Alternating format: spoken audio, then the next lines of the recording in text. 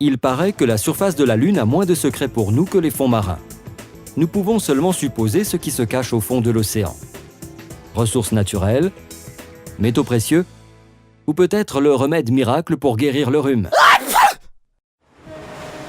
Pour combler nos lacunes, notre ingénieur intrépide Jimmy a décidé de se prendre pour Jacques Cousteau et de concevoir un nouveau submersible. Son idée de conception est-elle viable? Est-elle sûre? Le submersible de Jimmy sera soumis à des chargements très lourds.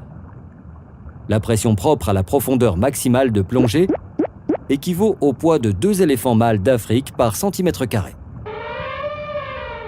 Il y a aussi les fumeurs noirs, ou cheminées hydrothermales d'où jaillissent de l'eau, du gaz et des minéraux à des températures atteignant plus de 400 degrés.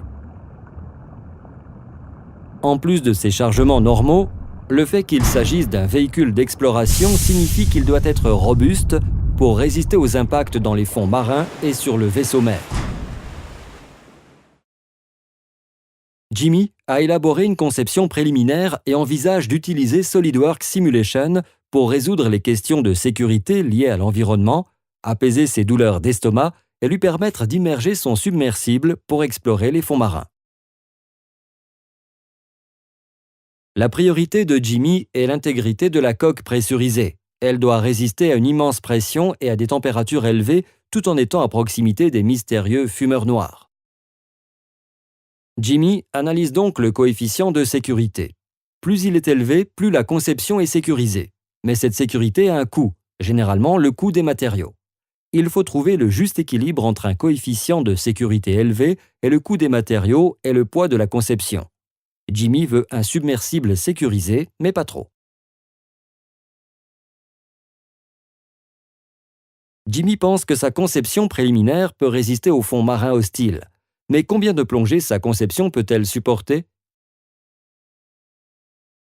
Pour le savoir, il suffit de lancer une analyse de fatigue. Ce type d'analyse permet d'évaluer la durée de vie d'une conception. Dans ce cas, nous estimons les chargements thermiques et de pression à chaque plongée. Avec une capacité de plus de 10 000 plongées, Jimmy peut poursuivre sa conception. La conception évolue rapidement et Jimmy a décidé d'équiper son submersible d'un grand dôme. Il doit fixer un dôme en acrylique haute résistance sur un cylindre en métal avec des boulons et un joint en caoutchouc. Combien de boulons et de quelle taille? Encore une fois, Jimmy fait appel à la puissance de la simulation. En associant SolidWorks Simulation, les configurations et les études de conception, Jimmy crée des itérations de sa conception jusqu'à ce qu'il obtienne un joint étanche à la profondeur maximale. La conception commence à prendre forme et Jimmy souhaite consolider le submersible pour qu'il soit suffisamment robuste pour résister au tumulte des fonds marins.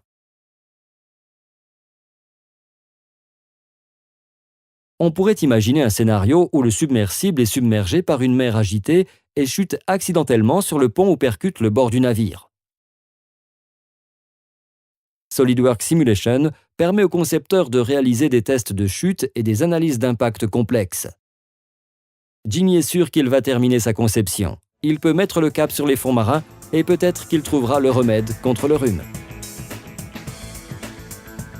Comme Jimmy, tous les concepteurs peuvent être informés des problèmes de performance ou de sécurité.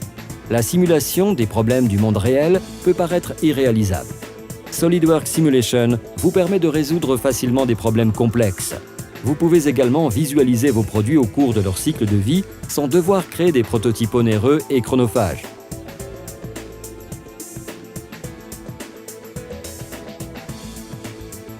En analysant le fonctionnement de votre produit, SolidWorks Simulation centralise toutes les informations utiles pour que vous puissiez prendre des décisions éclairées, concevoir de meilleurs produits et satisfaire vos clients.